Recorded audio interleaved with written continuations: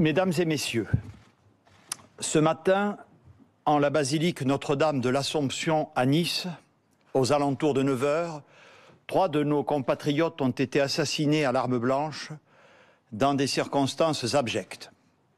En ces moments tragiques, nos premières pensées vont à leurs familles, à leurs proches, aux paroissiens de Nice, mais aussi plus largement à tous les catholiques qui ont été frappés en plein cœur à quelques jours de la fête de la Toussaint. Je veux leur dire ici que la nation partage leur douleur et leur immense émotion. Cette attaque, aussi lâche que barbare, endeuille une nouvelle fois le pays tout entier. Permettez-moi de saluer devant vous l'intervention immédiate de nos forces de sécurité intérieure, la police nationale, le RAID et tout particulièrement les policiers municipaux de Nice qui ont procédé à la neutralisation très rapide du terroriste. Le procureur national antiterroriste est saisi.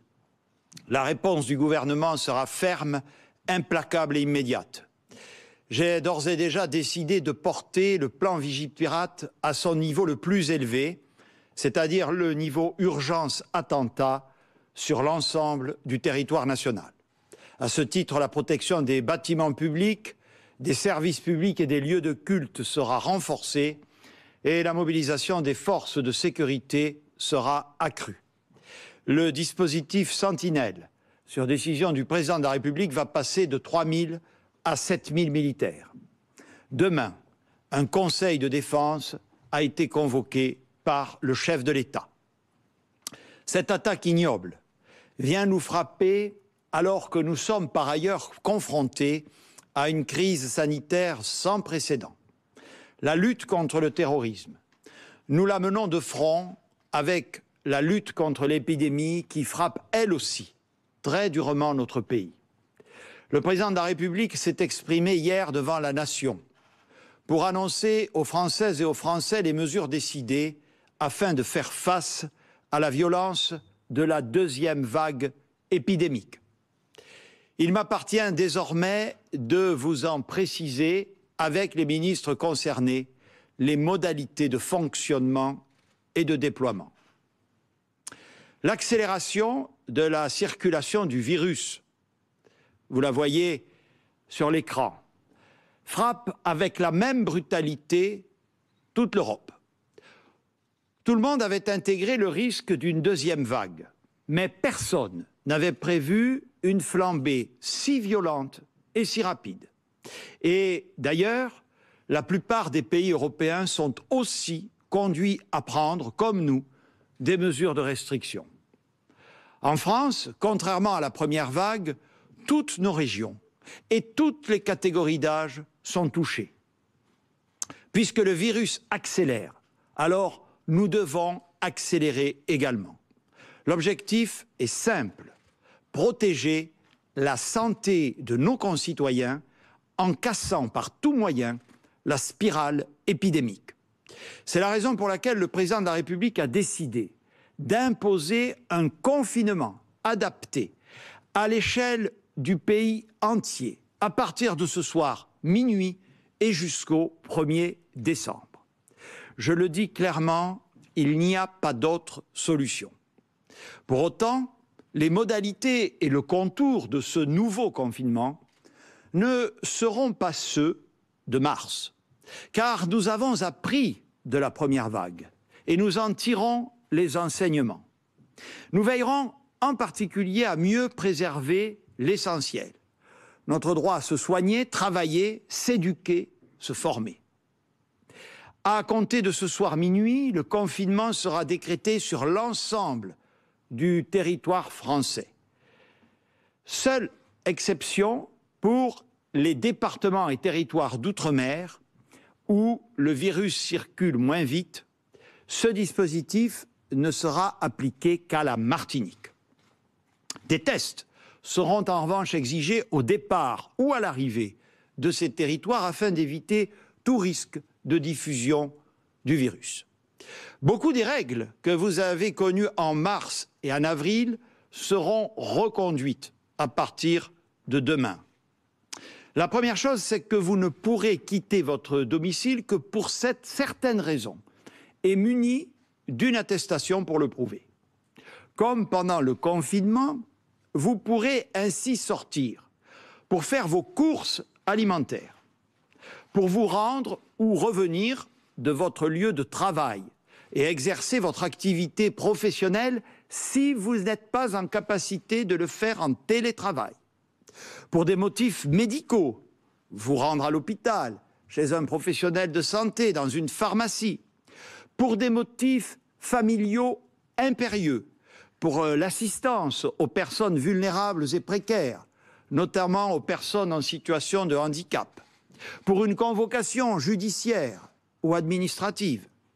Pour la participation à des missions d'intérêt général sur demande de l'autorité administrative. Cela concerne par exemple les maraudes des associations de lutte contre la pauvreté ou les distributions d'aide alimentaire à domicile. Pour un déplacement d'1 heure maximum pour faire de l'activité physique, pour prendre l'air ou pour promener vos animaux domestiques. Ces déplacements ne pourront pas dépasser ou se faire au-delà d'un rayon d'1 kilomètre du domicile. Je rappelle que pour les activités physiques, seules les pratiques individuelles et de plein air, comme le jogging, seront autorisées dans ce cadre précis. Les salles de sport et les gymnases seront fermés. Et les sports collectifs de plein air, le foot, le basket, le rugby, etc., interdits. En revanche, contrairement au printemps, les parcs, jardins, forêts, plages resteront ouverts. Comme je l'indiquais tout à l'heure, des autorisations supplémentaires sont prévues par rapport au confinement de mars, pour accompagner un enfant à l'école ou aller le chercher, pour se rendre dans un service public ou chez un opérateur assurant une mission de service public, la CAF, l'assurance maladie, Pôle emploi, les maisons départementales pour les personnes handicapées, un rendez-vous à la mairie ou à la préfecture. Je rappelle à ce titre que les guichets de la Poste et les guichets de banque resteront également ouverts. Vous pourrez aller vous former uniquement quand cela n'est pas possible à distance. Vous présenter à un examen ou à un concours, par exemple les examens du permis de conduire. Et donc, par différence, tous les autres déplacements sont interdits.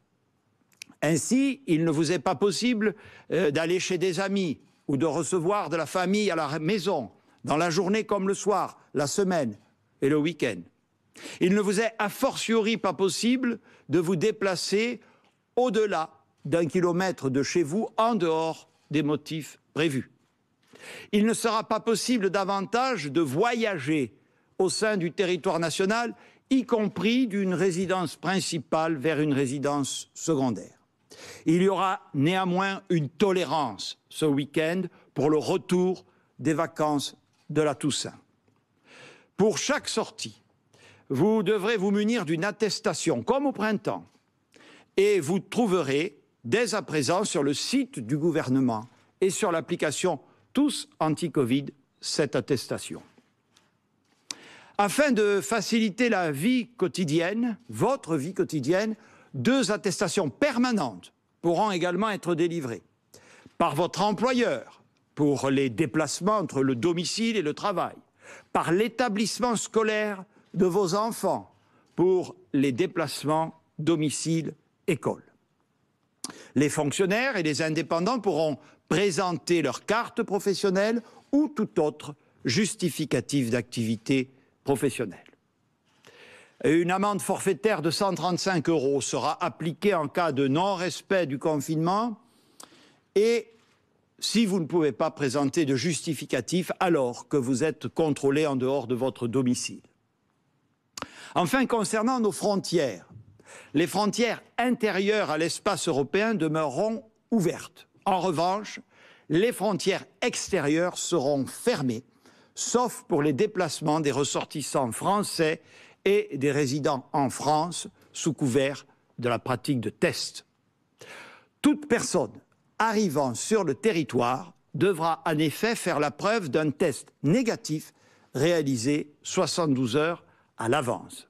Et pour ceux qui ne disposeraient pas du résultat d'un test, un test à l'arrivée sera imposé. Comme au printemps, l'essentiel des établissements recevant du public seront fermés. Les bars et les restaurants, les commerces, autres que de première nécessité, les salles polyvalentes, les salles de conférences, les salles de spectacle et les cinémas, les salles de sport, les parcs d'attractions, les salons, foires et expositions. Là encore, vous trouverez la liste complète de ces établissements sur le site du gouvernement. Les dérogations qui avaient été établies au printemps seront maintenues. Les commerces alimentaires essentiels, les stations-service et les garages, les laveries et blanchisseries, les magasins de journaux et les tabacs, les opticiens, certains magasins spécialisés, l'équipement informatique, les télécommunications, la location de voitures et d'équipements, resteront ouverts par rapport au confinement de mars. Tous les commerces de gros, les magasins et les jardineries, afin que les professionnels puissent continuer de s'approvisionner. Les crèches et les établissements scolaires, jusqu'au lycée inclus. Les établissements périscolaires, lorsqu'ils assurent la garde d'enfants le soir après l'école, et les centres de loisirs le mercredi. En revanche, les établissements qui proposent des activités extrascolaires, sportives ou artistiques, comme les conservatoires ou les clubs de sport, sont fermés. Les hôtels, qui peuvent garder une petite activité pour les déplacements professionnels indispensables. Mais les restaurants dans ces hôtels seront fermés, seul le room service pouvant fonctionner. Tous les services de transport en commun resteront ouverts et leur niveau de service devra être maintenu. J'ajoute quelques précisions. L'ensemble de ces établissements autorisés à ouvrir devront appliquer les protocoles sanitaires en vigueur, notamment la mise en place de jauges. Les commerces fermés, de même que les restaurants, ne pourront pas accueillir du public, mais pourront continuer de fonctionner pour les activités de livraison et le retrait de commandes. Tous les rassemblements sont interdits sur la voie publique, à l'exception des manifestations revendicatives déclarées auprès de la préfecture. En ce qui concerne les lieux de culte, ils resteront ouverts. En revanche, les cérémonies religieuses seront interdites, sauf pour les enterrements, dans la limite de 30 personnes, et pour les mariages, dans la limite de 6 personnes. Une tolérance sera appliquée pour les cérémonies prévues ce week-end de la Toussaint, ainsi que pour les déplacements dans les cimetières et les commerces de fleurs. Je vous invite à vous rendre sur le site du gouvernement pour retrouver la liste exhaustive des établissements pouvant rester ouverts. Parce que nous avons appris de la première vague, ce confinement sera adapté sur 2 points essentiels, l'école et le travail. En ce qui concerne l'enseignement, je l'ai dit, les crèches, les écoles, les collèges et les lycées resteront ouverts avec des protocoles sanitaires renforcés, notamment le port du masque dès 6 ans, afin de ne laisser aucun enfant sur le bord du chemin, tout en protégeant nos enseignants. Je demande à Jean-Michel Blanquer, ministre chargé de l'Éducation nationale, de vous apporter les précisions nécessaires.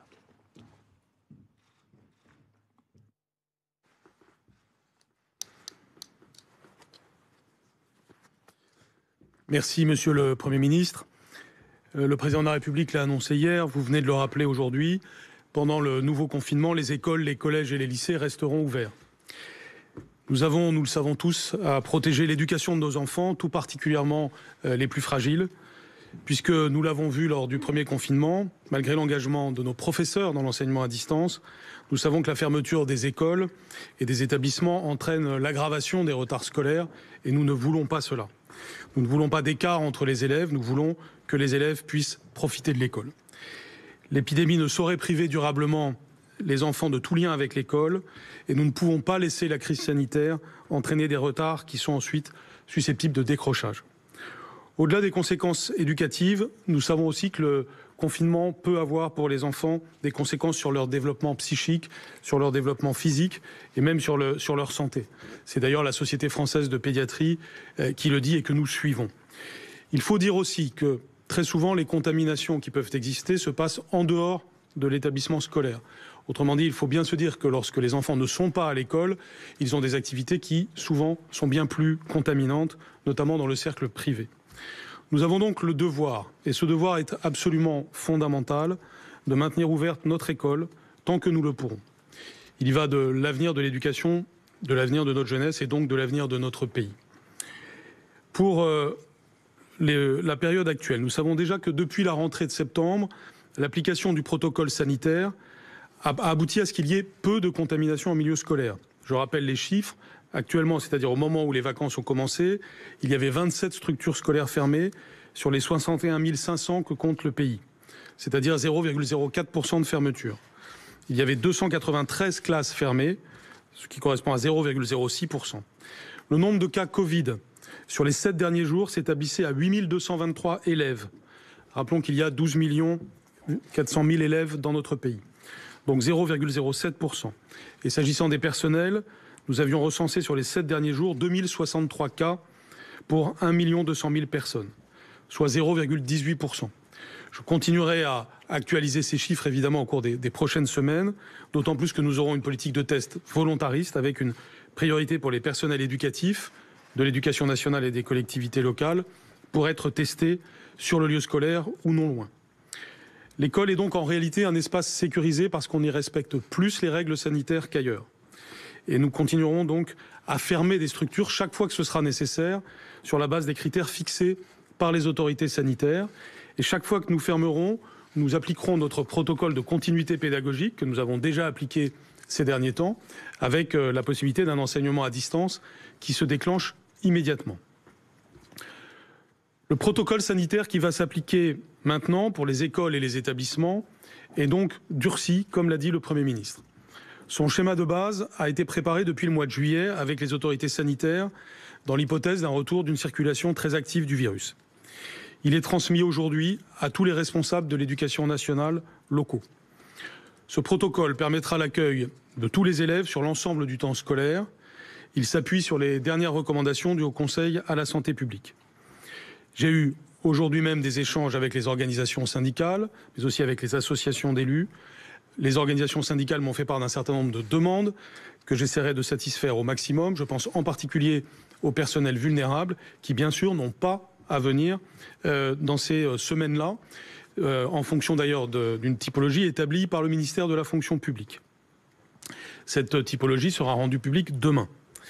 Avec les associations d'élus, nous avons pu avoir là aussi un dialogue constructif. Elles ont l'expérience de ces protocoles durcis, puisque rappelons-nous qu'au mois de mai et juin, les protocoles étaient encore plus durcis sur le plan notamment des conditions d'hygiène et du nettoyage très régulier des locaux. Conformément donc au dernier avis du Haut Conseil, le masque devient obligatoire pour tous les élèves à partir du cours préparatoire. Le Premier ministre l'a dit à l'instant. Afin que ces élèves et leurs professeurs se prémunissent au maximum de tout risque de contagiosité éventuelle, même si nous savons que la contagiosité des petits-enfants vers les adultes est, semble-t-il, faible. J'invite donc tous les parents à équiper leurs enfants, mais comme c'est déjà le cas au collège et au lycée, des masques seront prévus dans les écoles en cas d'oubli ou de difficultés économiques d'une famille pour se procurer de tels masques. Au niveau du lycée, une souplesse sera laissée au chef d'établissement pour l'organisation du protocole. Le protocole de continuité pédagogique permet en particulier d'envisager de l'enseignement à distance pour les élèves vulnérables ou pour des groupes d'élèves. D'autre part, la semaine prochaine, les écoles et les établissements s'organiseront afin de limiter au maximum le brassage entre les différents niveaux d'élèves. De manière très concrète, Et bien sûr, cela est précisé dans les documents. Mais pour résumer, il y a 4 points principaux. L'arrivée et le départ des élèves dans l'établissement, ils seront autant que possible étalés dans le temps. Cela dépend évidemment du nombre d'élèves accueillis. Il y aura donc des souplesses locales et là aussi un travail entre l'éducation nationale et les collectivités locales. La circulation des élèves dans le bâtiment. Les déplacements des élèves seront limités au maximum. Ainsi, dans le second degré, une seule salle sera attribuée à chaque classe, dans la mesure du possible, à l'exception des salles spécialisées et des ateliers. En troisième lieu, les récréations seront organisées par groupe, avec un respect maximal des gestes barrières. Lorsqu'elles sont trop difficiles à organiser ainsi, elles peuvent être remplacées par des temps de pause en classe.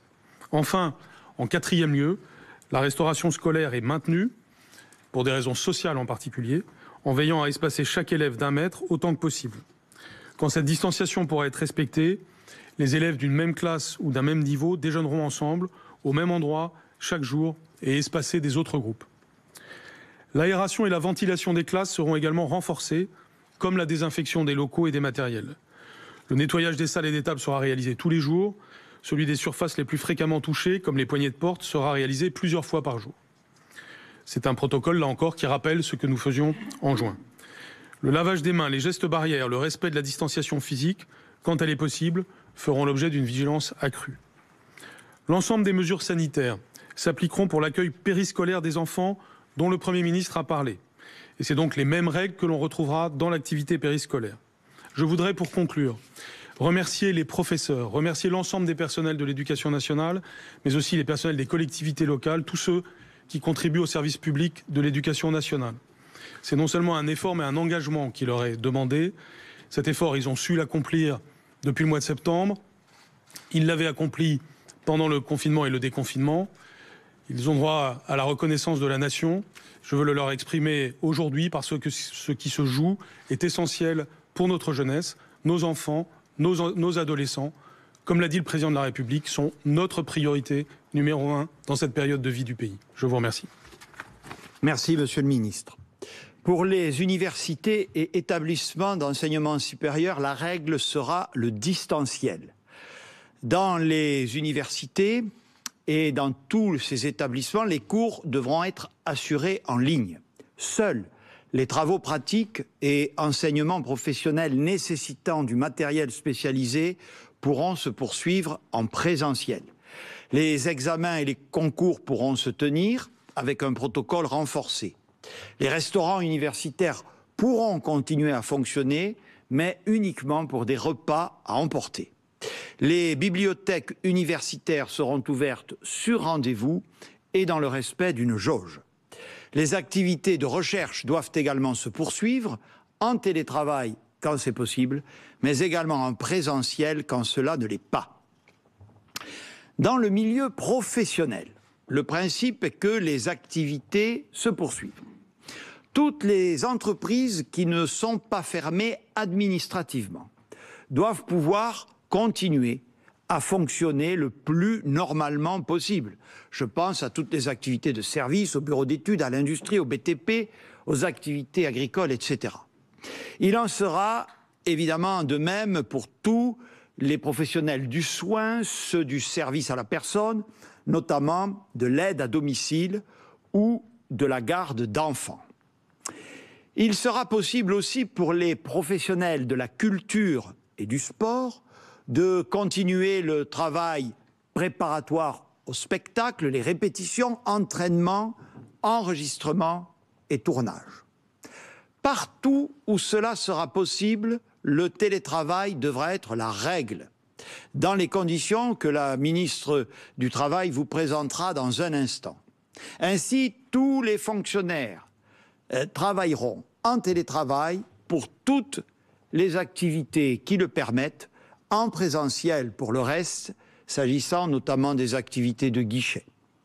Je pense ici bien sûr aux soignants, aux enseignants et aux forces de l'ordre, mais plus généralement à l'ensemble des agents publics qui sont en première ligne dans les services publics.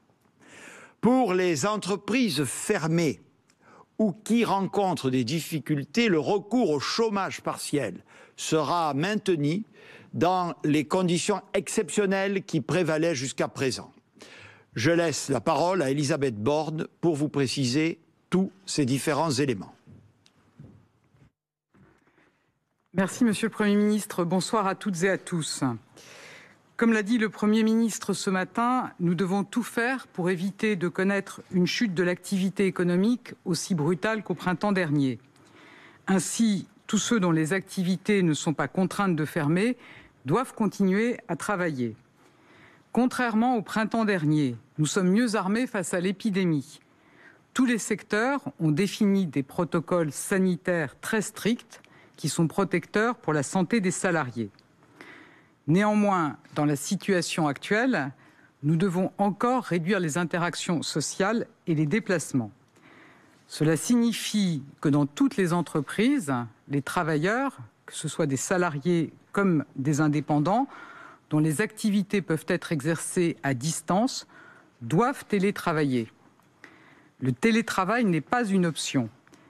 Cette obligation sera inscrite dans la nouvelle version du protocole national en entreprise. La règle est la suivante. Premier cas de figure, un travailleur qui peut effectuer toutes ses tâches en télétravail doit le faire 5 jours sur 5. Deuxième cas de figure, ceux qui ne peuvent pas effectuer toutes leurs tâches à distance peuvent se rendre une partie de leur temps sur le lieu de travail.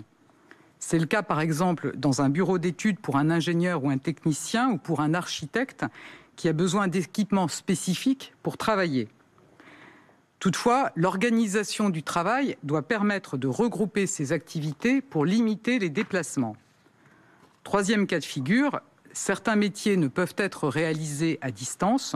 Je pense par exemple aux salariés des commerces qui restent ouverts, mais aussi aux chefs de chantier, ou aux ouvriers du BTP, aux agriculteurs, ou encore à tous les intervenants à domicile. Pour se rendre sur le lieu de travail, il sera nécessaire de disposer d'une attestation de l'employeur. Les employeurs seront par ailleurs tenus d'aménager des horaires d'arrivée et de départ afin de limiter l'affluence aux heures de pointe. En complément, les réunions en audio ou visioconférence doivent constituer la règle. Les moments de convivialité en entreprise ne sont pas autorisés. Les restaurants d'entreprise sont maintenus avec un protocole renforcé. Les employeurs doivent inciter leurs salariés à télécharger Tous Anti-Covid pour faciliter le suivi des cas contacts.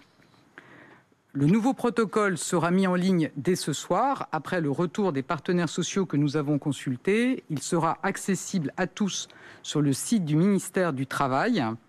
Les modalités de mise en œuvre seront discutées avec les représentants des salariés au sein des entreprises. Donc, vous l'avez compris, contrairement au mois de mars dernier, l'activité se poursuivra dans de nombreux secteurs de notre économie. Mais comme au mois de mars, l'État sera aux côtés des entreprises et des salariés impactés par ces nouvelles mesures sanitaires. Tous les secteurs protégés ou les secteurs qui font l'objet d'une fermeture administrative bénéficient de l'activité partielle avec un reste à charge nul pour l'employeur. C'est par exemple le cas de tous les commerces de proximité. Pour les autres secteurs, le dispositif d'activité partielle sera maintenu et prolongé aux conditions actuelles jusqu'au 31 décembre. Dans cette période de crise, je veux assurer les Françaises et les Français que nous sommes pleinement mobilisés pour protéger nos entreprises, nos emplois et la santé de tous les travailleurs. Je vous remercie. Merci beaucoup. Je l'ai dit, nous sommes parfaitement conscients des conséquences économiques et sociales de la mise en œuvre de telles mesures. Je comprends la difficulté immense, le sentiment d'injustice et parfois la détresse qui touche ceux que, dans un souci de respect des règles sanitaires, on empêche de travailler. Les restaurateurs, un grand nombre de commerçants, les patrons de cafés et de bars, tous les acteurs de l'économie, du sport, de la culture, de l'événementiel. Je pense aussi à ceux dont l'activité qui, sans être interdite, subissent de plein fouet les conséquences de la crise sanitaire, le tourisme, l'hôtellerie, l'aéronautique et l'automobile, les chauffeurs de taxi. L'État a déployé depuis le début de la crise des mesures de soutien exceptionnelles, en renforçant notamment le fonds de solidarité, les dispositifs d'activité partielle, on vient d'en parler, les exonérations de charges renforcées et les prêts garantis par l'État. Ces aides ont déjà été renforcées à la suite des dernières mesures prises lors du couvre-feu. Le passage à une nouvelle étape va nous conduire non seulement à les pérenniser, mais également à les compléter, comme va vous le présenter le ministre chargé de l'économie, Bruno Le Maire.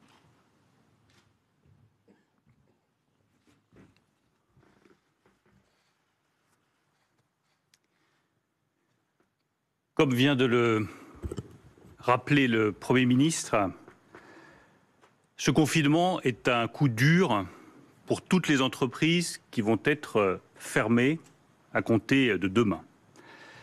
Je pense en particulier aux 200 000 commerces qui vont être obligés de fermer. Nous voulons leur dire que le soutien économique de l'État sera encore plus fort que lors du premier confinement. Tout simplement parce que les entreprises ont été fragilisées par la première vague, fragilisées par le climat d'incertitude, et qu'elles ont besoin de notre soutien total, financier et moral. Ce soutien leur est acquis. Comme lors du premier confinement, nous serons à leur écoute tous les jours. Dès aujourd'hui, j'ai décidé de rétablir la cellule de continuité économique que nous avions mise en place en mars. J'ai repris les réunions hebdomadaires avec la grande distribution, avec les économistes, avec les banques, avec les secteurs industriels pour faire un point régulier et pour ajuster les dispositifs si nécessaire. J'ai par ailleurs échangé dès aujourd'hui avec mon homologue allemand Olaf Scholz, avec la présidente de l'Eurogroupe Pascal Deneuille, avec la présidente de la Banque centrale européenne Christine Lagarde, afin de m'assurer du soutien européen à notre économie et de faire le point sur la situation économique en Europe. J'ai également échangé avec mon homologue américain Steven Mnuchin pour coordonner nos réponses économiques. À la demande du Premier ministre et du Président de la République, nous avons renforcé tous les dispositifs de soutien aux entreprises. Le fonds de solidarité d'abord. Il sera réactivé pour toutes les entreprises, sans exception, et massivement renforcé pour la durée du confinement. Je rappelle que c'est un soutien vital pour toutes les petites entreprises, pour les indépendants, les artisans, les commerçants. Je pense évidemment aux restaurateurs, aux patrons de bars, aux coiffeurs, aux magasins de vêtements, aux libraires. Je pense aussi à tous ceux qui font une grande partie de leurs chiffres à Noël et qui ont fait des stocks au cours des semaines passées. Les commerces de jeux et de jouets, les parfumeries, les horlogeries, les bijouteries. Nous allons donc renforcer massivement ce dispositif afin que tous les cas de figure soient couverts. Toutes les entreprises et tous les commerces qui sont fermés par décision administrative pourront recevoir une indemnisation allant jusqu'à 10 000 €. Cela concernera les entreprises non plus jusqu'à 10, mais jusqu'à 50 salariés. Peu importe le secteur d'activité, peu importe le secteur géographique, toute entreprise de moins de 50 salariés fermée à partir de demain a droit à une indemnisation jusqu'à 10 000 €. Pour les entreprises des secteurs spécifiques du tourisme, de l'événementiel, de la culture, du sport, qui sont plus particulièrement touchées depuis des semaines, même si elles ne ferment pas, si elles subissent une perte de chiffre d'affaires d'au moins 50%, elles bénéficieront également de cette indemnisation jusqu'à 10 000 €. Un exemple, les hôtels, ils ne sont pas fermés, mais évidemment, ils ont des pertes de chiffre d'affaires très élevées. Ils pourront être indemnisés jusqu'à hauteur de 10 000 €. Enfin, toutes les autres entreprises, tous secteurs confondus, qui restent ouvertes, mais qui sont évidemment impactées par le confinement. Premier, un indépendant qui aujourd'hui a moins de clients, a moins d'activités.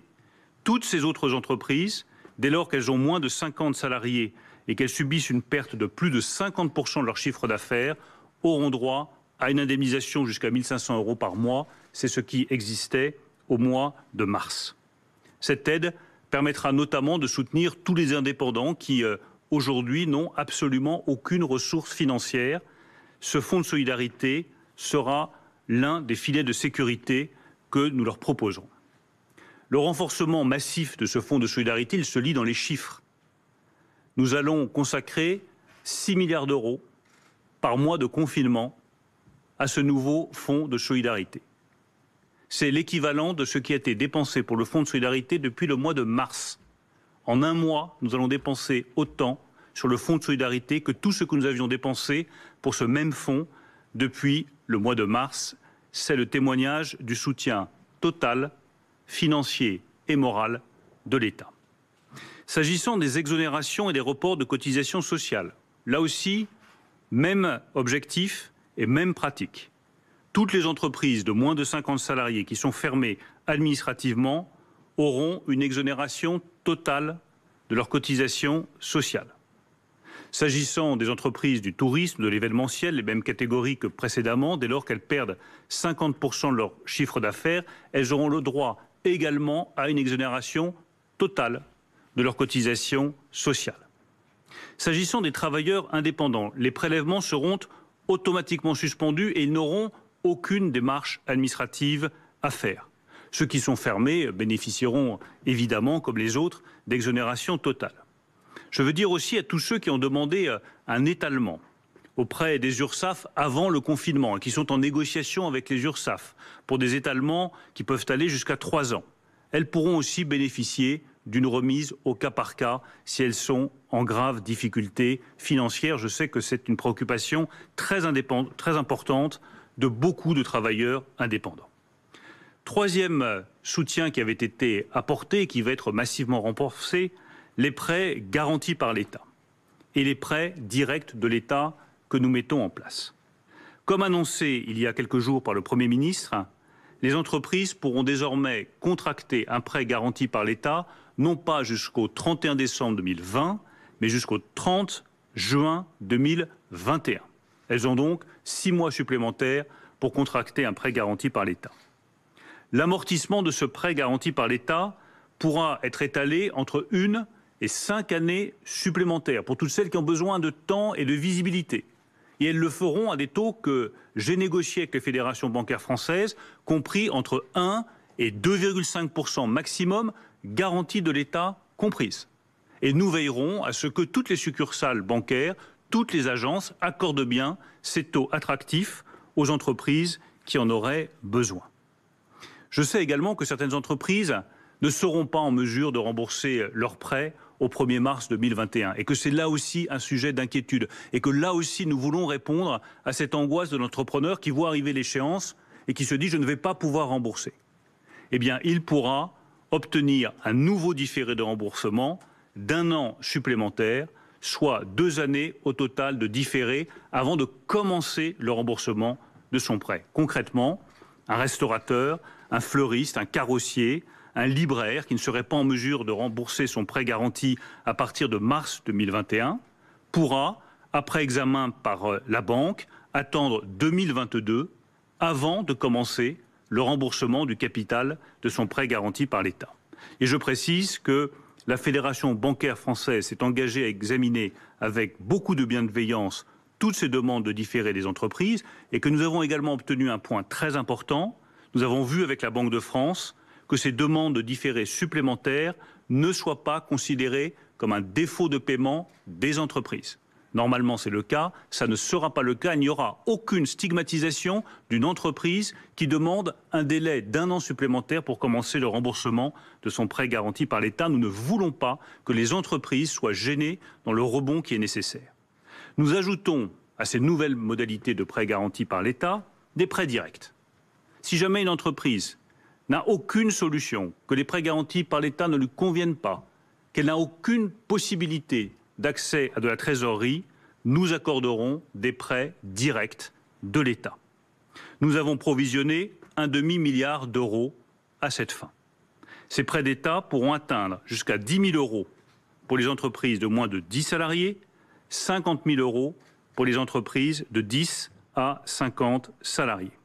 Et au-delà de 50 salariés, l'État pourra accorder des avances remboursables plafonnées à 3 mois de chiffre d'affaires. vous voyez qu'avec ces nouveaux prêts directs de l'État, il n'y a plus aucune raison qu'aucune entreprise en France, confrontée aux difficultés économiques, ne trouve pas une solution de trésorerie. C'est l'engagement qui avait été pris hier par le président de la République. Il sera tenu. Enfin, les loyers. Même si vous avez un prêt garanti par l'État, même si on vous a annulé toutes vos charges sociales, même si vous disposez d'un fonds de solidarité qui peut aller jusqu'à 10 000 euros, il reste les loyers qui sont parfois une charge très importante pour un restaurateur, pour un atelier, pour un fleuriste, pour un indépendant. Nous avons donc pris l'engagement de régler la question des loyers. Cet engagement-là aussi va être tenu. Nous introduirons, dès le projet de loi de finances pour 2021, un crédit d'impôt incitant les bailleurs à annuler une partie de leur loyer. Cette mesure bénéficiera aux entreprises de moins de 250 salariés, soit si elles sont fermées administrativement à cause du confinement, soit parce qu'elles appartiennent au secteur de l'hôtellerie, des cafés, de la restauration, de la culture que vous connaissez. Tout bailleur qui, sur les 3 mois d'octobre, novembre et décembre 2020, accepte de renoncer au moins à 1 mois de loyer sur les 3 mois qui lui sont dus, pourra bénéficier d'un crédit d'impôt de 30% du montant des loyers abandonnés. Qu'est-ce que cela veut dire concrètement? Prenons l'exemple d'un loyer mensuel de 5 000 euros pour un restaurateur important, soit 15 000 euros sur 3 mois. Si le bailleur renonce à au moins 1 mois de loyer, 5 000 euros, il bénéficiera d'un crédit d'impôt de 1 500 euros, qui donc rendra cette charge moins lourde pour lui. Le bailleur perdra donc 3 500 euros au lieu des 5 000 qu'il aurait dû perdre avec cette remise. Le restaurateur, lui, et c'est le point le plus important, paiera 10 000 euros de loyer au lieu des 15 000 euros qu'il aurait dû payer, et l'État prendra le reste à sa charge. Cela évitera au bailleur de se retrouver confronté à un défaut de paiement ou à des impayés du locataire, et ça permettra aux entreprises concernées de réduire de manière très significative le montant de leur loyer. Cela correspond exactement à ce qui avait été demandé par la CPME et par un certain nombre d'entrepreneurs. Je précise que cette aide sur les loyers sera cumulable avec le fonds de solidarité. Elle sera cumulable. Nous évaluons la dépense de l'État pour ce crédit d'impôt à environ 1 milliard d'euros au total. Enfin, nous voulons, toujours dans l'objectif de soutenir massivement notre économie, accélérer la numérisation des commerçants et des artisans, puisque nous voulons pouvoir développer des dispositifs de type click and collect durant le confinement. Cela suppose d'accélérer la numérisation des entreprises. Elles ne sont que 32% aujourd'hui, parmi les plus petites entreprises françaises, à disposer de leur propre site Internet. C'est trop peu. Nous apporterons des moyens financiers pour permettre aux TPE françaises d'accélérer leur numérisation. Ça facilitera la vente à emporter, les livraisons à domicile, toutes ces initiatives qui sont prises aujourd'hui par un certain nombre de commerçants et que je tiens à saluer parce qu'elles vont dans le bon sens. Et j'incite tous nos compatriotes à avoir des comportements économiques patriotiques, à soutenir ces initiatives des plus petites entreprises et des commerces parce que ça les aidera dans ces moments difficiles. Je tiens à préciser que pour les concessions automobiles, et donc derrière pour l'industrie automobile qui est si vitale pour notre pays, les clients pourront venir chercher leurs nouveaux véhicules sur rendez-vous. Quel est le coût total de ces mesures? Toutes ces mesures représentent un coût que nous évaluons à 15 milliards d'euros par mois de confinement. Environ 6 milliards d'euros pour le fonds de solidarité, 7 milliards d'euros pour l'activité partielle dont a parlé Elisabeth Borne, 1 milliard d'euros pour les exonérations de cotisations sociales, 1 milliard d'euros pour prendre en charge une partie des loyers des entreprises. Par souci de précaution, et comme nous l'avons toujours fait depuis le début de cette crise, et comme l'a indiqué le Premier ministre à la représentation nationale, nous inscrirons dans le projet de loi de finances rectificative de fin d'année une somme plus importante de 20 milliards d'euros pour nous permettre de voir venir et d'anticiper d'éventuelles difficultés supplémentaires. Je tiens pour conclure à ajouter 2 points importants pour garantir la continuité de l'activité économique.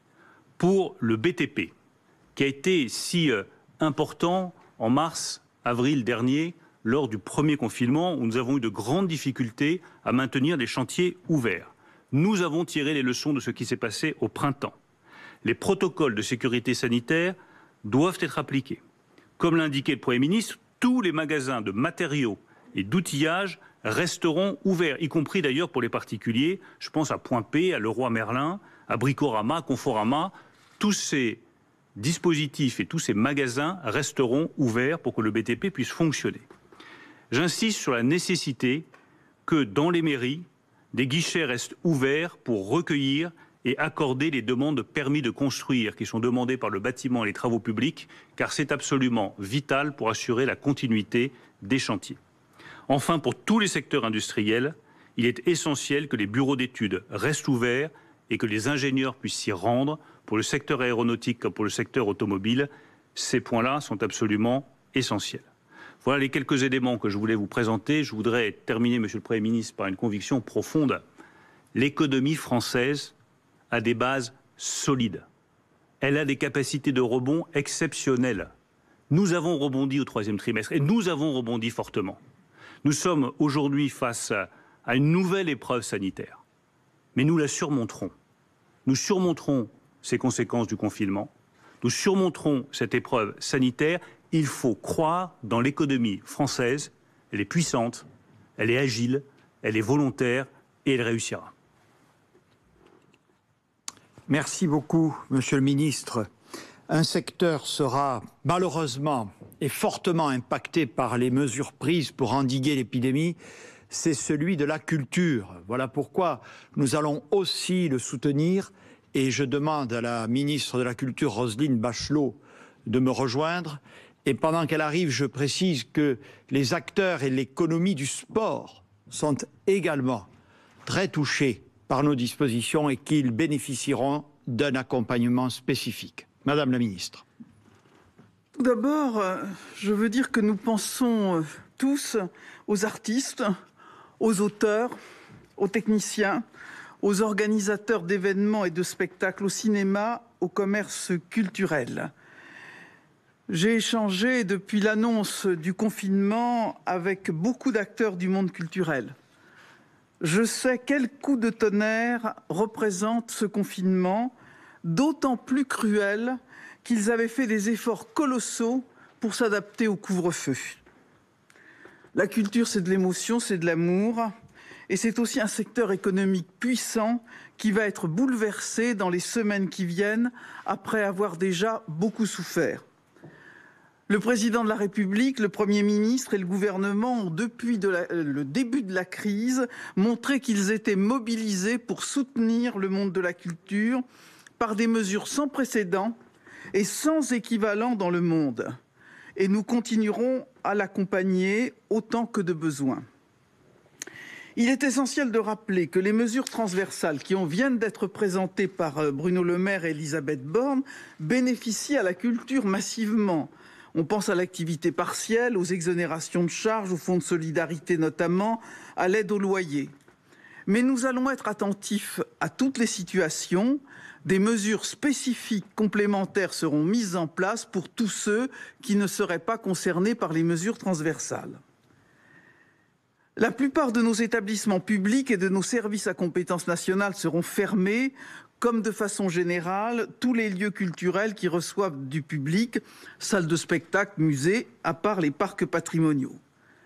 C'est une décision très difficile, mais indispensable pour contenir le virus. Il est aujourd'hui essentiel de restreindre les déplacements et les interactions en présentiel. Certaines activités professionnelles peuvent continuer dès lors qu'il n'y a pas de public, comme l'a annoncé le Premier ministre. Concrètement, la création artistique continue de vivre. Les tournages, les répétitions de spectacles à huis clos, les enregistrements et captations des œuvres sans public sont tout à fait possibles. Les préparations d'expositions, la politique de prêt et d'acquisition des musées le seront également. Les chantiers, les opérations de restauration de travaux, essentielles pour notre patrimoine, pourront se poursuivre. Comme la dernière fois, les marchands de journaux resteront ouverts. Un exemple, Hippolyte et Aricie, qui devait être créé à la mi-novembre, l'opéra comique sera programmé à la télévision. Ce spectacle va donc trouver son public différemment. Cela veut dire aussi qu'à l'issue de cette période de confinement, des spectacles seront prêts à être programmés ou à reprendre Librairies, elles ne font pas, pour le moment, partie des commerces ouverts. Mais elles pourront, comme les disquaires d'ailleurs, organiser des activités de livraison et de retrait de commandes, c'est-à-dire le click and collect, et bien entendu les aides à la numérisation dont vient de parler Bruno Le Maire leur seront appliquées. Il est également prévu que les bibliothèques puissent instaurer un système de livraison sur place. Nous verrons dans 15 jours, au regard de la situation sanitaire, si une ouverture classique redevient possible. Les cours dispensés dans nos établissements d'enseignement supérieur de la culture le seront à distance. Les modalités de maintien des travaux pratiques et des ateliers dans le strict respect des conditions sanitaires doivent encore être précisées. Lors du premier confinement du printemps, le ministère avait mis en place le portail Culture chez nous, accessible au grand public depuis le site internet du ministère. Nous réactivons cette plateforme numérique. Le ministère se mobilise pour recenser toutes les offres numériques qui seront mises en place par nos opérateurs et les acteurs culturels en lien avec les directions régionales de l'action culturelle. L'État sera au rendez-vous. Depuis le début de la crise, l'État a été massivement aux côtés de nos activités culturelles. Il va continuer à le faire. Merci à vous. Merci. Mes chers concitoyens, ce nouveau confinement a pour objectif central de vous protéger et de préserver notre système sanitaire soumis à une immense pression. Nous nous fixons un objectif absolu: accueillir tous les malades, soigner tous ceux qui en ont besoin, ne laisser personne sans prise en charge. Cela passe une nouvelle fois par un effort exceptionnel de mobilisation des professionnels de santé et d'organisation de nos établissements. Et je les salue ici une nouvelle fois. Olivier Véran, ministre chargé de la Santé, va vous en présenter les modalités.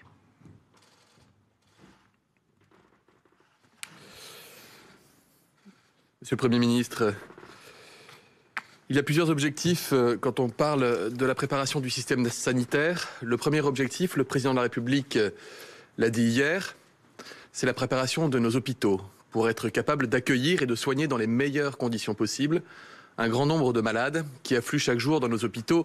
Aujourd'hui encore, au cours des 24 dernières heures, ce sont plus de 2500 patients qui ont été admis à l'hôpital et près de 400 patients dans nos services de réanimation. Alors, comment est-ce que nous faisons ? D'abord, nous augmentons le nombre de lits qui sont destinés à soigner des malades atteints du Covid dans l'ensemble du parc hospitalier, c'est-à-dire dans le parc hospitalier public et privé. Cela ne se fait pas de façon automatique et c'est un effort du quotidien pour l'ensemble des équipes des établissements de santé concernés. Par exemple, je pense à Clermont-Ferrand, je pense au Puy-en-Velay, je pense à Angers, où des lits classiquement dédiés à d'autres types de prise en charge sont désormais dédiés à des malades du Covid et parfois même transformés dans des soins critiques, des soins intensifs pour y admettre des malades qui sont en état grave. Par ailleurs, nous augmentons également le nombre de lits de réanimation. Nous avions ouvert 6400 lits en date d'hier et en fait, le nombre de lits augmente au fur et à mesure que les besoins augmentent, puisque pour augmenter les lits de réanimation, c'est comme pendant la première vague, il faut pouvoir libérer de la place dans les réanimations, c'est-à-dire déprogrammer des soins qui ne peuvent donc plus bénéficier aux malades qui n'ont pas forcément le coronavirus. Par ailleurs, 40 évacuations sanitaires ont déjà eu lieu des régions les plus soumises à la contrainte sanitaire. Je pense à la région Aura, à la région Occitanie, à destination des régions dans lesquelles la pression sanitaire est encore un peu plus faible. Je pense notamment à la Bretagne et la Nouvelle-Aquitaine. Cette solidarité entre les régions permet d'éviter une saturation rapide des réanimations dans nos hôpitaux. Monsieur le Premier ministre, j'ai déclenché le plan blanc national qui vise à demander aux agences régionales de santé sur tout le territoire d'amorcer une déprogrammation qui est proportionnée à la situation sanitaire dans chaque territoire et qui conduit donc à repousser un certain nombre de soins, de médecine ou de chirurgie. Nous faisons le choix de privilégier et de maintenir autant que possible les prises en charge pour les maladies chroniques, pour les cancers, les activités de greffe, les soins aux personnes atteintes de handicap et également pour les troubles psychologiques et les troubles psychiques, dont on sait d'ailleurs que la période du confinement peut aggraver un certain nombre de situations. Par ailleurs, nous avons besoin de ressources humaines, de personnel, de soignants supplémentaires. C'est le plus grand défi quand on veut augmenter les capacités d'accueil à l'hôpital et en réanimation. Pour cela, au cours de l'été, nous avons formé plus de 7000 soignants aux techniques de réanimation et de prise en charge des malades atteints du Covid. Par ailleurs, nous pouvons compter sur plus de 9000 soignants qui se sont déjà inscrits sur les plateformes Renfort Covid, de manière à les prêter main forte malgré la fatigue, malgré la distance, malgré la pression, au quotidien, jour et nuit, aux équipes qui subissent la vague de plein fouet. Nous mobilisons aussi les étudiants en santé. Les étudiants en santé sont précieux. Ils le sont depuis le début de l'épidémie et je tiens à les remercier. Je tiens à remercier également les doyens, les universités, les CHU, qui ont permis de libérer des étudiants en santé, quelle que soit la nature de ces études de santé, qui sont une aide de tous les instants en ville comme à l'hôpital. Par ailleurs, la médecine de ville est aussi fortement mobilisée. Ce n'est plus comme la première vague. Nous ne demandons plus aux patients d'appeler le SAMU et d'aller directement à l'hôpital s'ils sont malades. Nous leur demandons d'aller contacter leur médecin. Nous avons rétabli toutes les dérogations qui étaient en cours au cours de la première vague épidémique jusqu'à la consultation téléphonique, là où ça fait sens.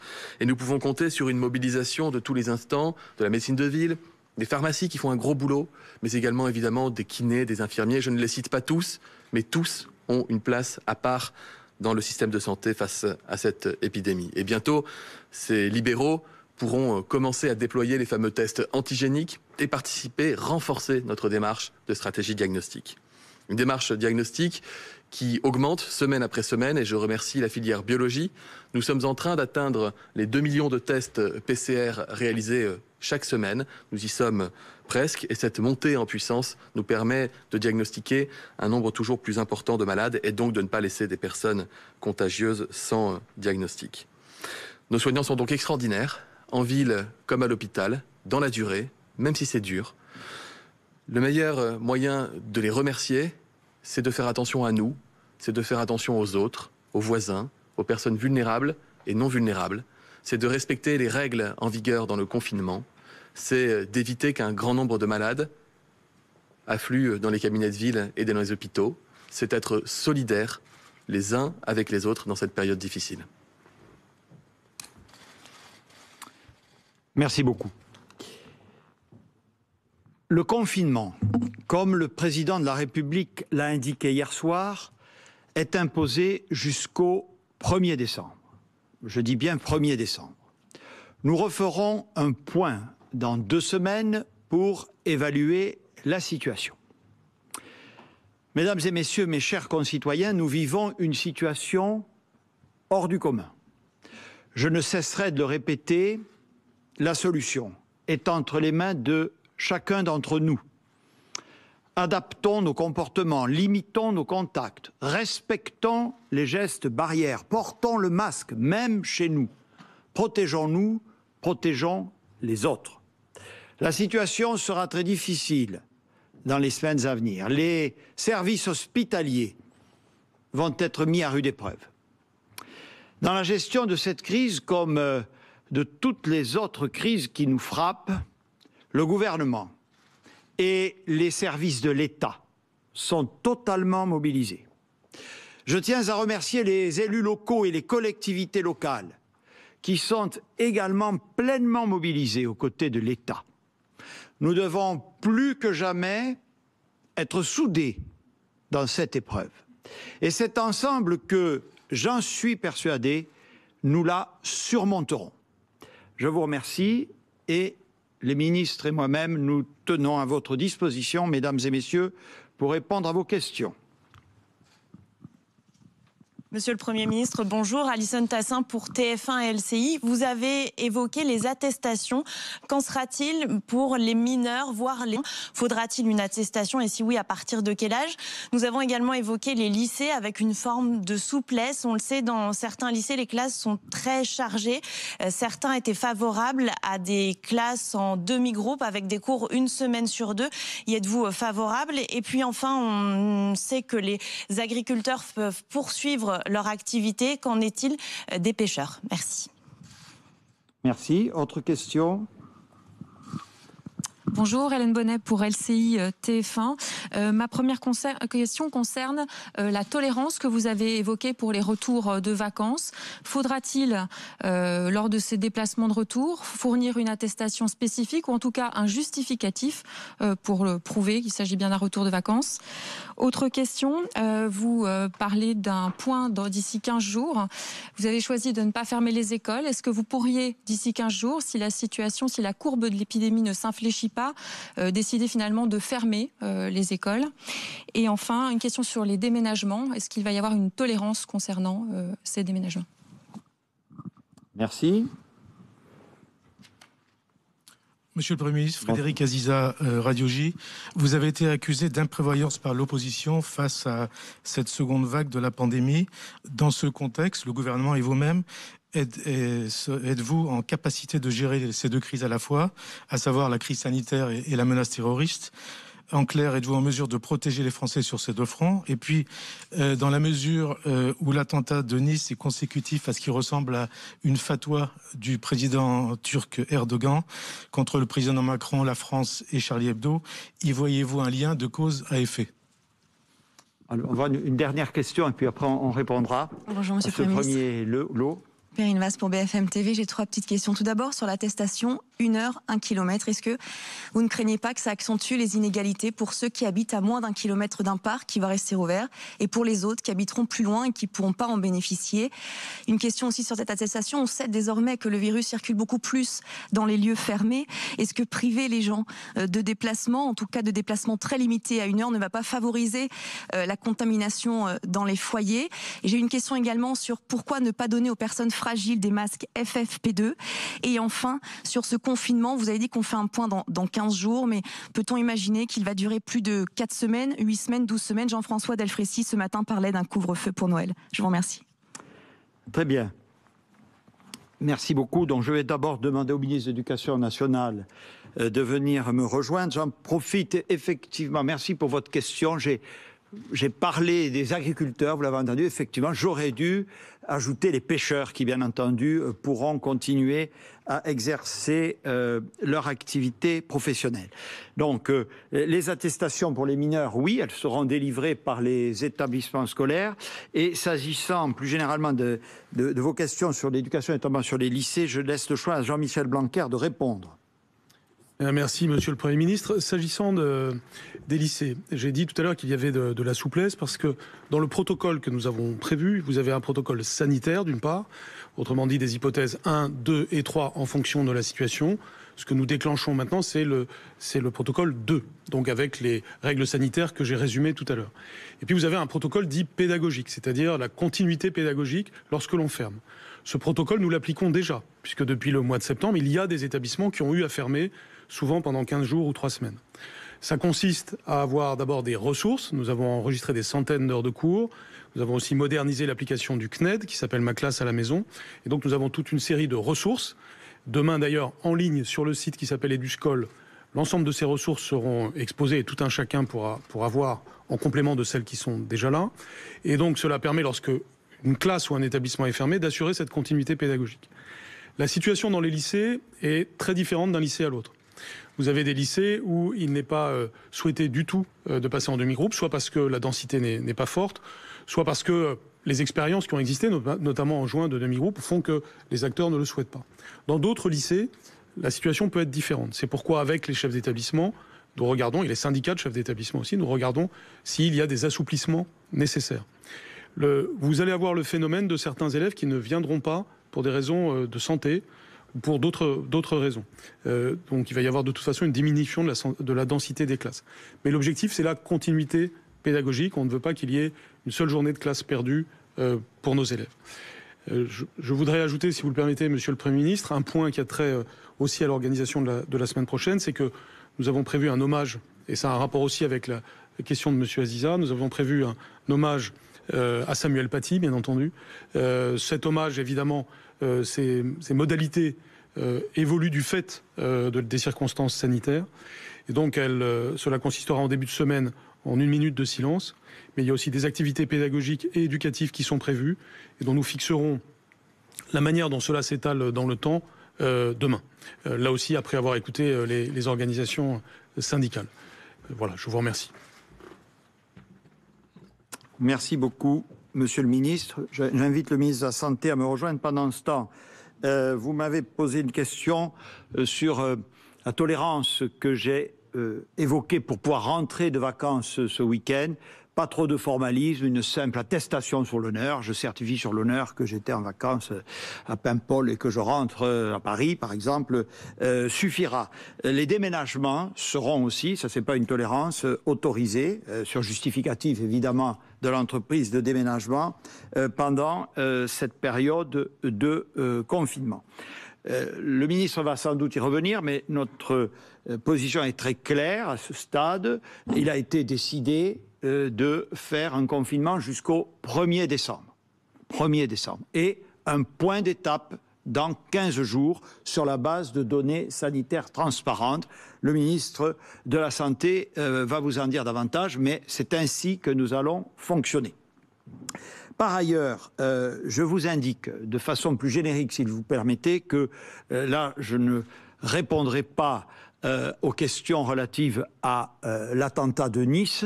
Le procureur de la République, procureur antiterroriste, est seul habilité à s'exprimer, vous le savez, sur l'enquête. Et comme je l'ai dit tout à l'heure, il y aura un conseil de défense présidé par le chef de l'État demain matin. J'entends bien sûr, monsieur, toutes les attaques, notamment de l'opposition, sur l'imprévoyance et autres. Vous savez, je suis serein et tout à fait mobilisé. Je vous invite simplement, et nos concitoyens le voient bien, à regarder, parce que je ne porterai pas d'appréciation sur ma propre action, ce qui se passe dans les pays qui nous entourent. Et je dis bien la plupart des pays européens. Ont-ils empêché une deuxième vague, et une deuxième vague forte? Non. Est-ce qu'ils ont été imprévoyants? Je ne me permettrai pas de le dire. Recourent-ils à des mesures de la nature de celles que nous prenons? La réponse est oui.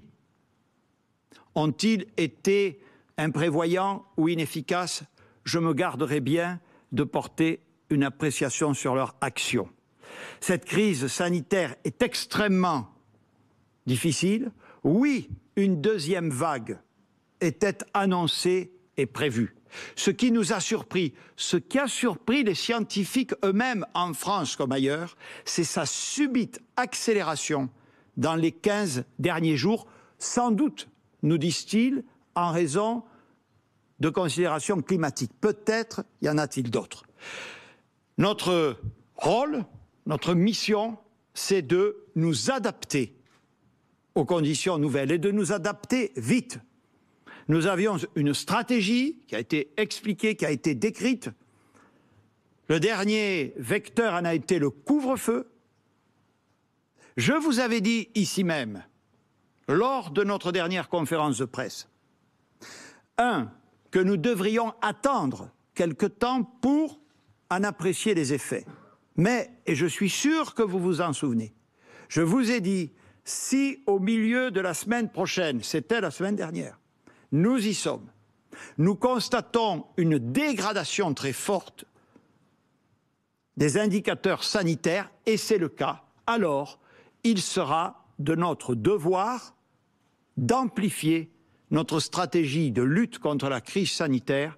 C'est ce que nous avons fait, c'est la décision qu'a prise le président de la République. Monsieur le ministre.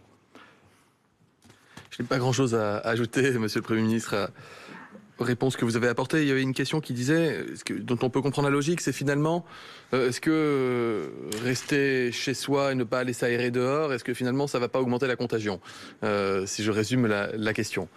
Alors non, tout l'enjeu c'est le brassage, c'est-à-dire le nombre de rencontres. Je rappelle très brièvement 3 paramètres dans une épidémie.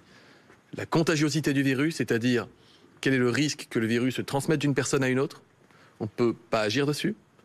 La durée pendant laquelle un virus est contagieux, quand on l'a attrapé, on ne peut pas agir dessus. Et le nombre de personnes qu'on peut contaminer si on est contagieux. Et là, on peut agir dessus, les gestes barrières, port du masque, la distanciation sociale, jusqu'au confinement. Plus on réduit le brassage, c'est-à-dire moins on voit de gens différents dans une journée, eh bien moins on a de risques de transmettre le virus à d'autres personnes. Et c'est exponentiel.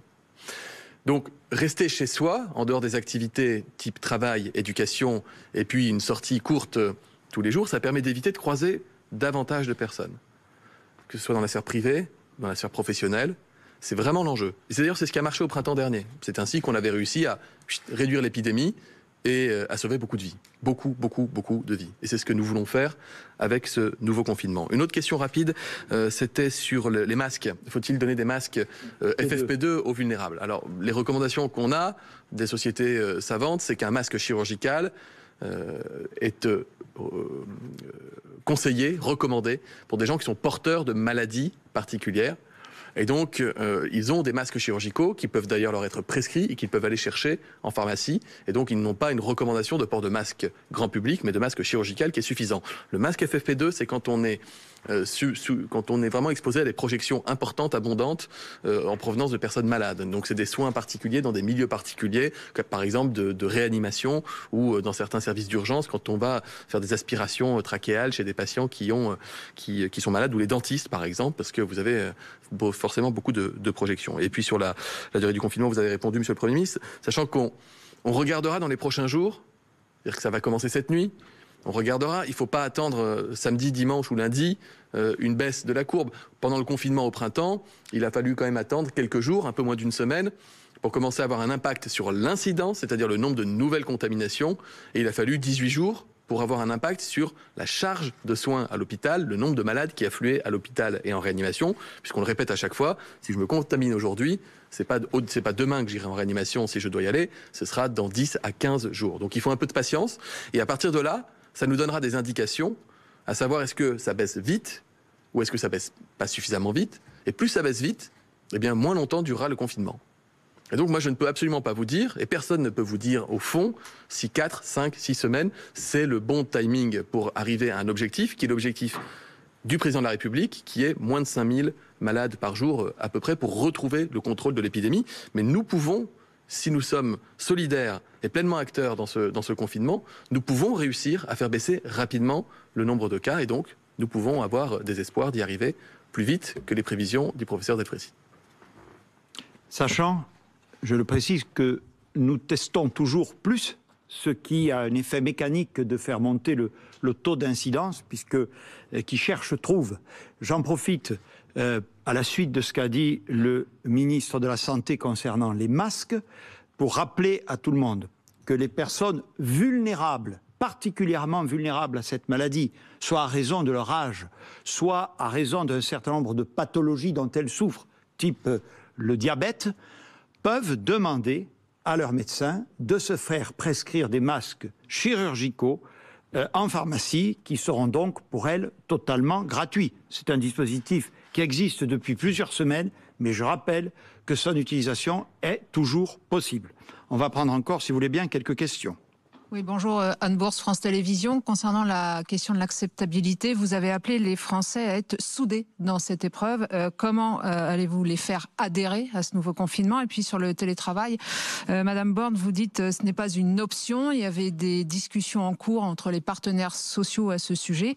Maintenant que c'est plus une option, est-ce que ça remet en cause ces discussions? Qu'en est-il? Très bien, merci. Bonjour Monsieur le Premier ministre, Paul Bria pour l'agence France Presse et l'AFP. Certains font état d'une perte du PIB de 40 milliards d'euros pour le seul mois de novembre. Est-ce que ça veut dire qu'il faut déjà imaginer un nouveau plan de relance français et un nouveau plan de relance européen, puisque, vous l'avez dit, les voisins européens sont touchés de la même manière, tant sanitairement qu'économiquement? Ok.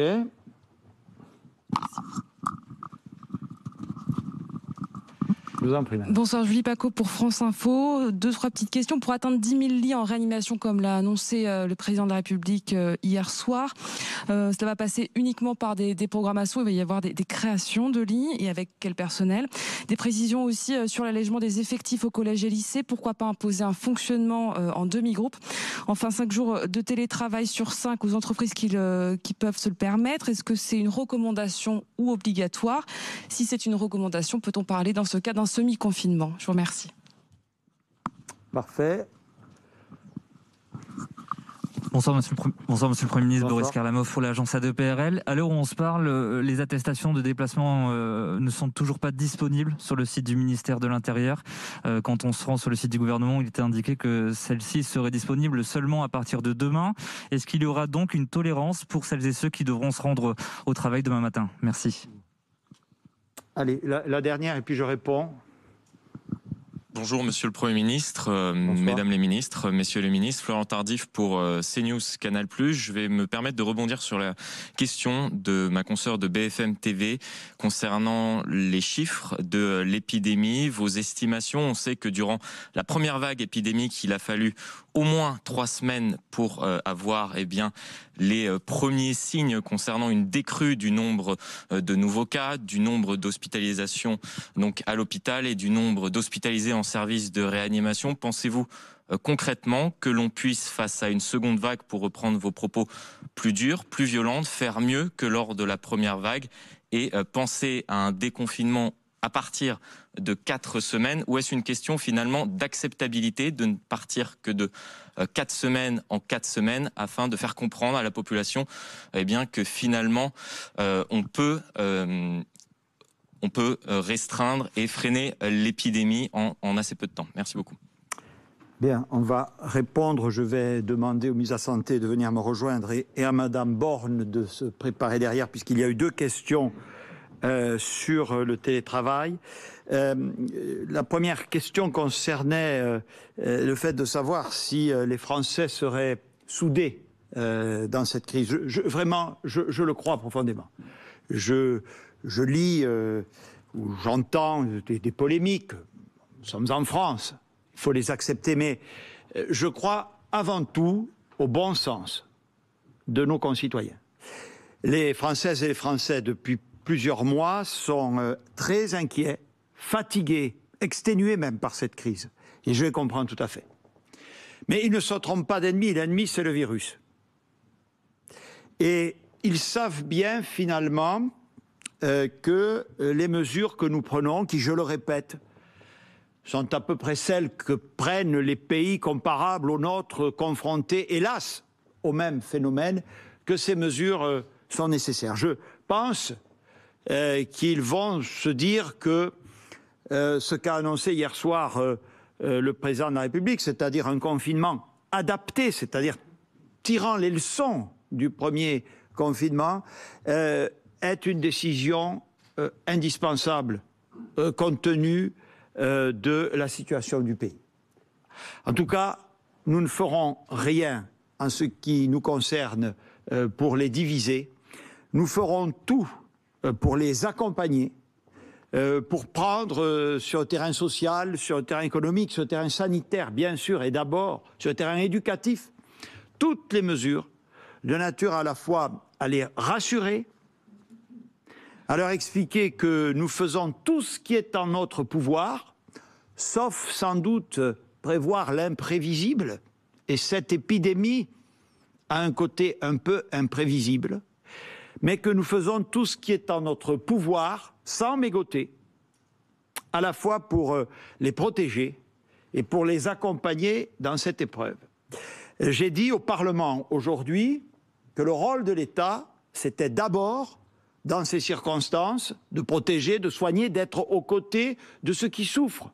On a vu beaucoup tout à l'heure de secteurs d'activité qui vont souffrir, qui souffrent déjà de cette crise. Je pense aussi à des populations particulières, les jeunes, les indépendants. Monsieur le maire y a fait allusion à plusieurs reprises dans son intervention. Ce qu'on appelle les travailleurs de la deuxième ligne, sujet que nous avons commencé largement à aborder dans le cadre des conférences du dialogue social.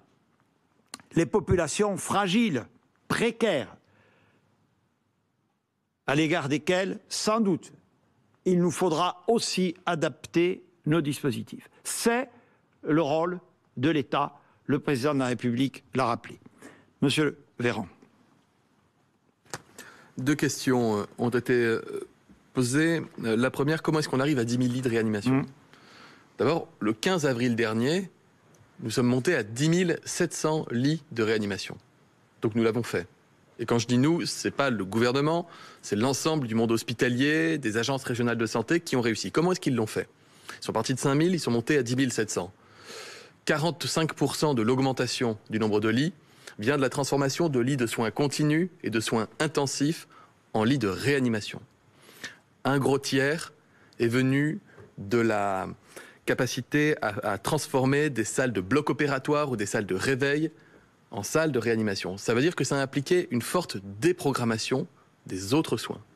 C'est ainsi qu'ils ont réussi à le faire. Nous avons gardé une augmentation de 15% pérenne des lits de réanimation, c'est-à-dire un nombre de lits de réa armés, équipés, qui ne s'est pas réduit pendant l'été. Donc l'augmentation du nombre de lits sera réalisée à mesure que la situation sanitaire l'exigera. Par ailleurs, il y a quand même un changement important entre la première et la deuxième vague en termes de prise en charge, de traitement. On intube moins les malades, c'est-à-dire que les anesthésistes réanimateurs, les réanimateurs ont moins besoin de mettre un tube pour aider les patients à respirer et de les placer en coma grâce à une technique qu'on appelle l'oxyflow, c'est de l'oxygène à 50 litres qui en continu et qui permet d'éviter des intubations. Et donc, ce type de prise en charge peut se faire dans des lits qui sont peut-être moins armés que des lits de réanimation en propre. Tout cela nous permet d'avoir une meilleure prise en charge encore qu'au cours de la première vague.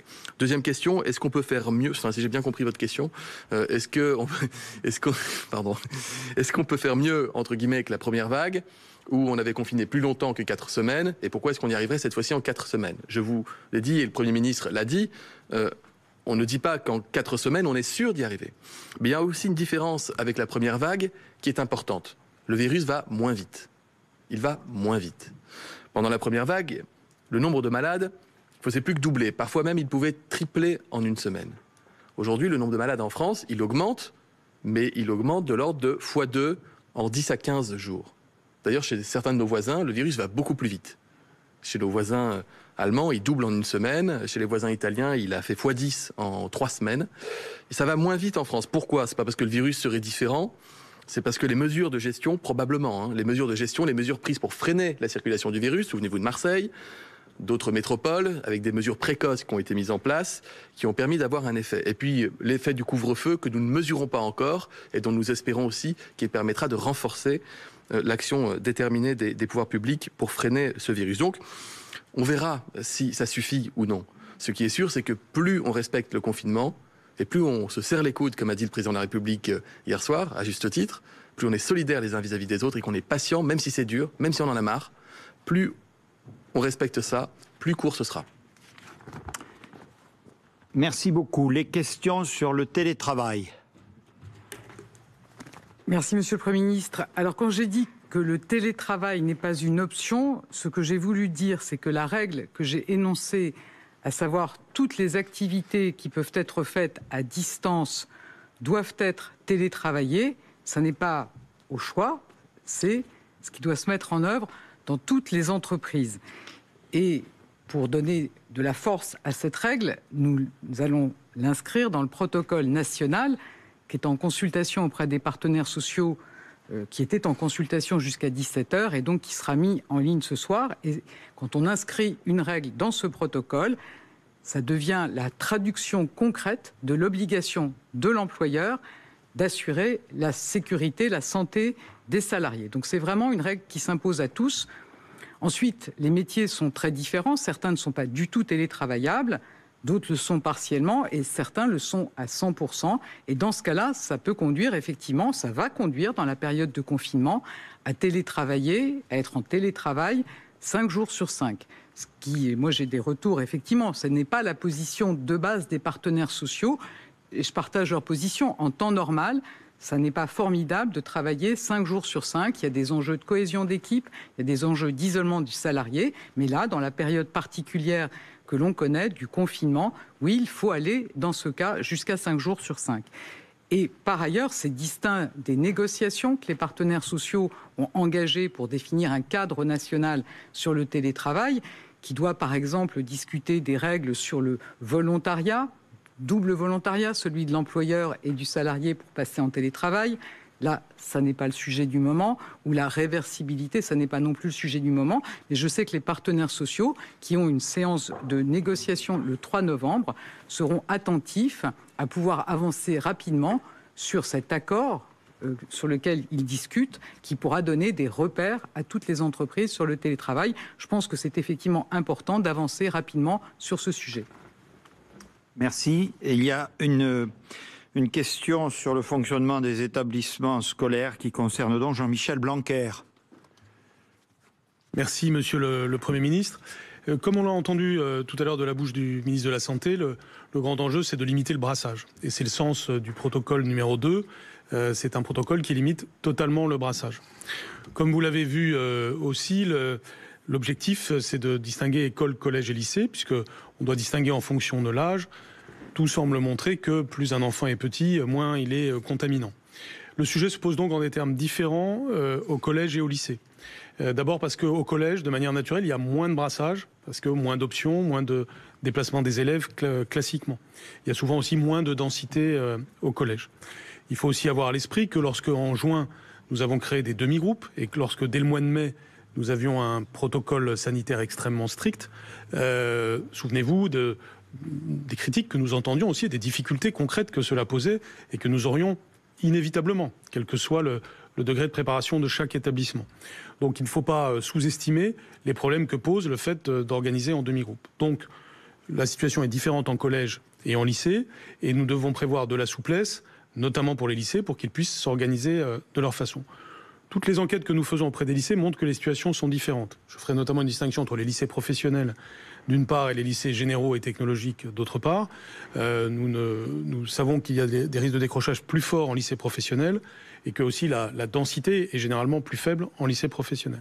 C'est typiquement le cas où il n'est vraiment pas souhaitable de créer des demi-groupes, sauf exception.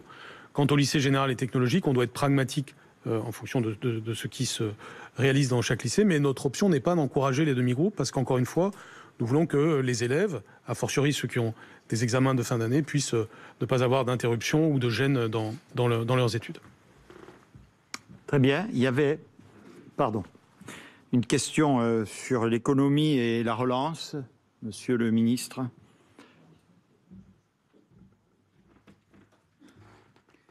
Oui, juste pour bien préciser les chiffres, nous avons eu lors du premier confinement une chute d'activité de 30%, notamment en raison de l'effondrement du BTP et de la quasi-fermeture des chantiers.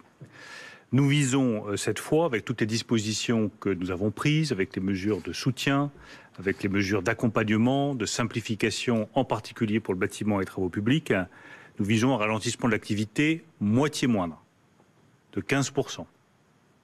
Donc ce n'est pas parce qu'il y a confinement que nous ne pouvons pas poursuivre l'activité économique dans des conditions de sécurité sanitaire qui ont été rappelées par le Premier ministre. Je tiens également à dire sur la relance que nous voulons continuer à avancer en protégeant les entreprises qui doivent être protégées, je pense en particulier aux indépendants, aux plus petites entreprises, aux secteurs qui sont les plus touchés, à tous les commerces qui ont été fermés, tout en engageant sans délai la relance. Tout ça est affaire de curseur. Dans la période où nous sommes aujourd'hui, il y a une crise sanitaire, il y a des fermetures de commerces, donc nous allons pousser le curseur de la protection des entreprises. Et nous le poussons, comme je crois nous l'avons dit clairement, au maximum. Parce que c'est notre responsabilité, c'est notre stratégie depuis le premier jour de la crise sanitaire. Nous ne changerons pas de stratégie. Mais ça ne veut pas dire pour autant qu'il ne faut pas engager la relance économique dont dépendra le rebond de 2021 et la sortie de la crise en 2022.